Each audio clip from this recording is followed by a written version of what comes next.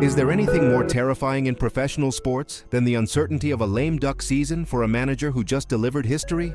Welcome back to the channel, everyone. Today, we aren't just talking about numbers on a page. We are talking about the very soul of this franchise and the man steering the ship. We need to have a serious conversation about loyalty, timing, and the high-stakes poker game currently being played in the Blue Jays front office. The question burning through the Rogers Center right now is simple but heavy. Can the Blue Jays afford to let the architect of their recent World Series appearance walk into the season without a safety net? The report dropping this week confirms that John Schneider and the Toronto Blue Jays are actively continuing negotiations for a contract extension this spring. But why is this taking so long?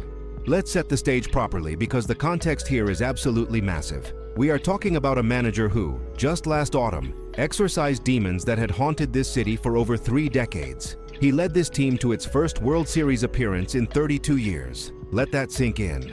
For an entire generation of fans, John Schneider is the only manager they have ever seen take this team to the promised land of the Fall Classic. He is entering the final year of his contract, set to become a free agent next winter. That is a precarious position for a leader who holds a .303-257 record since taking over the reins from Charlie Montoyo in the chaotic middle of the 2022 season. The tension is palpable. General Manager Ross Atkins, who, let's not forget, is also staring down the barrel of his own free agency after this season, revealed back in November that Schneider's 2026 option had been quietly exercised.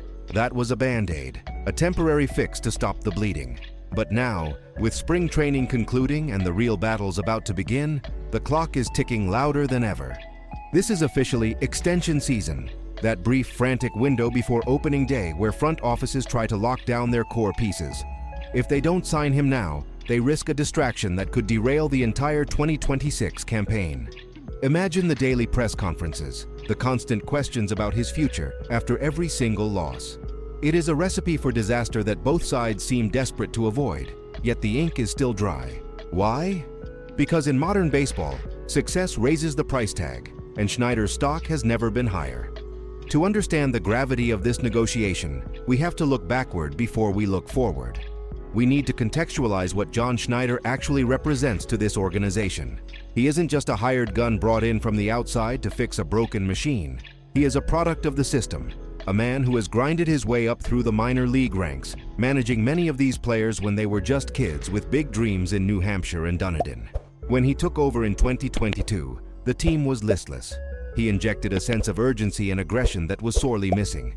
He finished second in the American League Manager of the Year voting last year, a testament to his tactical growth and his ability to manage a clubhouse full of superstars and massive egos. Let's look at the history of managers in this position. Think back to Cito Gaston in the early 90s. Stability in the dugout was the bedrock of those championship teams. When players know who the boss is going to be for the next 3 or 4 years, it creates a psychological safety net. It allows them to focus purely on baseball. Conversely, look at teams that let their managers dangle in the wind. The uncertainty seeps into the locker room. Every slump becomes a referendum on the manager's job security. Every bullpen decision is scrutinized not just for strategy, but for desperation. Schneider has guided this franchise to 3 playoff berths, 2022, 2023, and the magical run of 2025. Yes, 2024 was a stumble, a year where they missed the postseason, but that failure is crucial to this narrative. Why? Because it proved his resilience. It is easy to lead when you are winning 100 games. It is much harder to keep a locker room together when the walls are closing in, as they did in 24. Schneider helped solidify a cultural shift that rebounded from that failure to propel the team to the World Series the very next year. That is not just management, that is leadership. Shida Vaidi from Sportsnet reported over the weekend that while nothing is finalized, the talks are ongoing. Schneider's quote to Davidi was telling, "I know I'm a small cog in the whole operation. That is humility, sure, but don't let it fool you. He knows his worth. He knows that if he hits the open market, there are 5 or 6 teams that would back up the Brinks truck to hire a World Series manager in his prime. The Blue Jays are playing a dangerous game if they think they can lowball him now." Now let's get into the nitty-gritty of the market, because this is where the business of baseball collides with the emotion of the game. The landscape for managerial contracts has exploded recently. We are seeing a paradigm shift where the person in the dugout is finally being valued closer to their actual impact on the game's outcome. Look at Pat Murphy with the Milwaukee Brewers. He just signed a massive extension after winning back-to-back NL Manager of the Year awards. His deal adds 2 extra seasons and guarantees him nearly $9 million in new money. He is now sitting at the top table with guys like Dave Roberts of the Dodgers, who is pulling in over $8 million a year, and Craig Counsell of the Cubs. This sets a terrifying precedent for the Blue Jays front office. If Schneider is looking at those numbers, and his agent certainly is, the price for retention just went up. We have to analyze the impact on the organization's budget. While manager salaries don't count against the luxury tax, the competitive balance tax, they do come out of the ownership's pocket. Rogers Communications has deep pockets, but they are not bottomless. If they commit top-tier money to Schneider, does that signal a willingness to keep spending on the roster? Or does it mean tightening the belt elsewhere? Furthermore, consider the voice of the fan. The fan base is currently split down the middle. I've seen the comments, I've heard the call-ins. Half of you are screaming, "Pay the man. He got us to the World Series." You see him as the steady hand that finally delivered. The other half? You are still skeptical. You remember the bullpen management in crucial games. You worry that the World Series run was a fluke carried by hot bats rather than tactical brilliance. You are asking, what if we extend him and the team collapses in May? It's a valid fear, but consider the alternative scenario. The Jays don't sign him. They start the season hot. Schneider's leverage goes through the roof.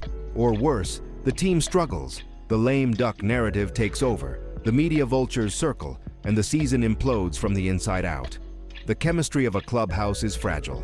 Schneider has built a player's manager reputation. If the players see the organization hesitating to commit to their leader, they might start questioning the organization's commitment to winning altogether. So where does this leave us as we stare down the barrel of opening day? The conclusion is inescapable. An extension feels inevitable, but the timing is agonizing. Both Schneider and Atkins are saying the right things publicly. We're talking. There's no place I'd rather be. It's the standard dance, but until the pen hits the paper, anxiety will remain the 12th man on the roster. The Blue Jays are trying to replicate an identity of resilience and victory this season, aiming to prove that last year's World Series appearance wasn't a lightning strike, but the new standard for Canadian baseball. John Schneider has earned the right to lead this team without looking over his shoulder. He has navigated the highs of October glory and the lows of missed expectations. He has managed personalities, media pressure, and the weight of a nation that breathes baseball. To let him enter this season without security would be a malpractice of management. It would be an unnecessary distraction in a season where the window for a championship is wide open. The pieces are there. The talent is there. The manager is there. Now the contract needs to be there. I want to hear from you, the heartbeat of this franchise.